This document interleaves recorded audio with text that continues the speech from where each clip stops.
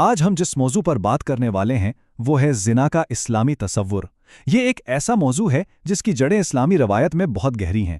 تو چلیں اس کی گہرائی میں اترتے ہیں اور ماخذی مواد کی روشنی میں دیکھتے ہیں کہ یہ تصور اصل میں ہے کیا، اس کی کہانی کہاں سے شروع ہوئی اور اس کے کیا نتائج بتائے گئے ہیں۔ تو سب سے پہلا سوال جو ذہن میں آتا ہے اور جو اس پورے تجزیے کا مرکز بھی ہے وہ یہ ہے کہ یہ ماخذ دنیا کے پہلے قتل کو ایک اور بہت بڑے گناہ کے ساتھ کیسے جوڑتا ہے۔ آئیے اس تعلق کو سمجھتے ہیں۔ اچھا، تو اس کی اصل کہانی کو سمجھنے سے پہلے یہ جاننا بہت ضروری ہے کہ جب ہم زنا کی بات کرتے ہیں تو ماخذ کے مطابق اس کا اصل مطلب کیا ہے۔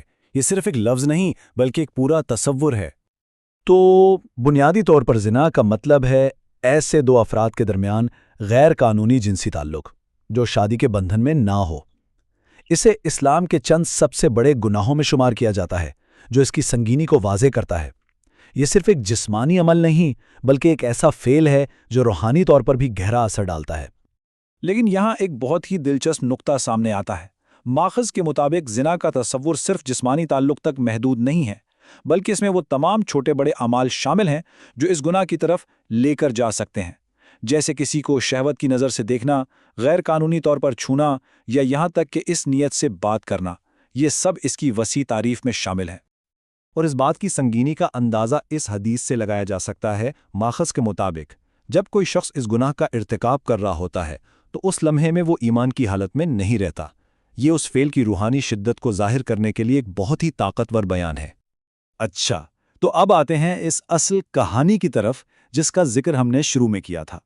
ماخذ کے مطابق یہ کہانی حضرت آدم علیہ السلام کے بیٹوں قابیل اور حابیل کے واقعے کو نہ صرف زمین پر ہونے والے پہلے قتل سے جوڑتی ہے بلکہ زنا کے پہلے فعل سے بھی جوڑتی ہے۔ تو کہانی کچھ یوں ہے کہ شادی کے ایک الہی اصول پر تنازع کھڑا ہوا۔ قابیل اپنی زیادہ خوبصورت جڑواں بہن سے شادی کرنا چاہتا تھا جو اس کے لیے جائز نہیں تھی۔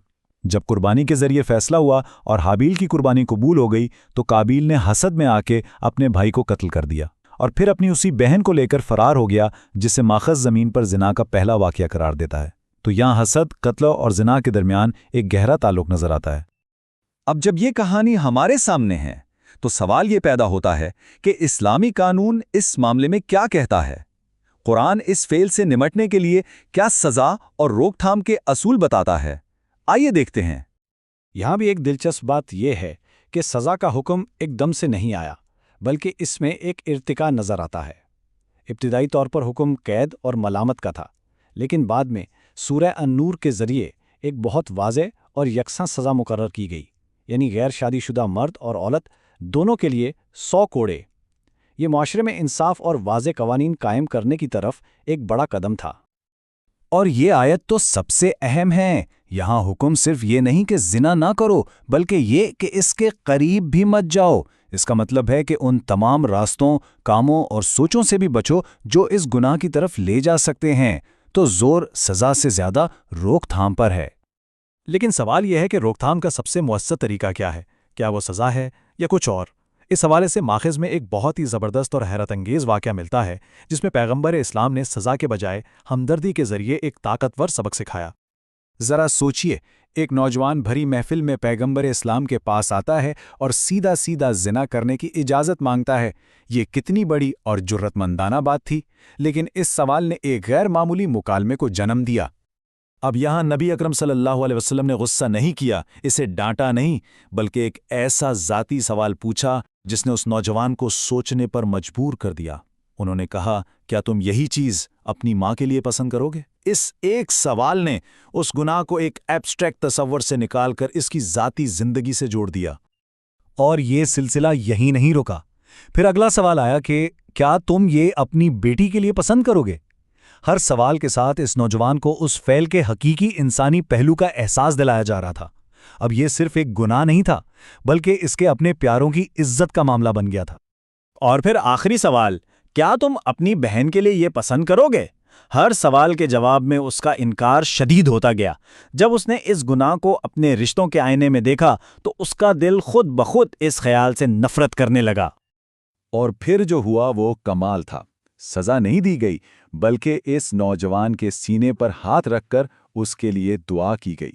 ماخذ بتاتا ہے کہ اس دعا اور ہمدردی کا اثر یہ ہوا کہ اس نوجوان کا دل ہمیشہ کے لیے پاک ہو گیا اور اس نے پھر کبھی کسی کی طرف بری نظر سے نہیں دیکھا۔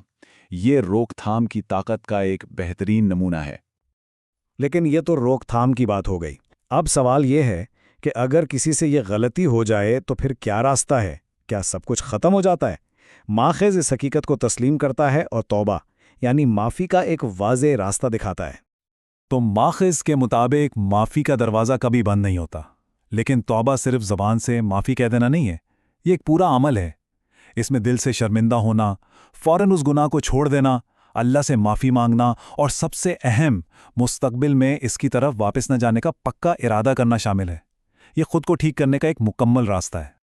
تو آخر میں اس پوری بحث سے ہم کیا سیکھتے ہیں؟ شاید سب سے بڑا سبق یہ ہے کہ زنا کی یہ کہانی صرف ایک گناہ اور اس کی سزا کی نہیں ہے، بلکہ یہ انسانی کمزوری، حسد کے خطرات، ہمدردی کی بے پناہ طاقت اور توبہ کے ذریعے ہمیشہ کھلے رہنے والے پاکیزگی کے راستے کی کہانی ہے۔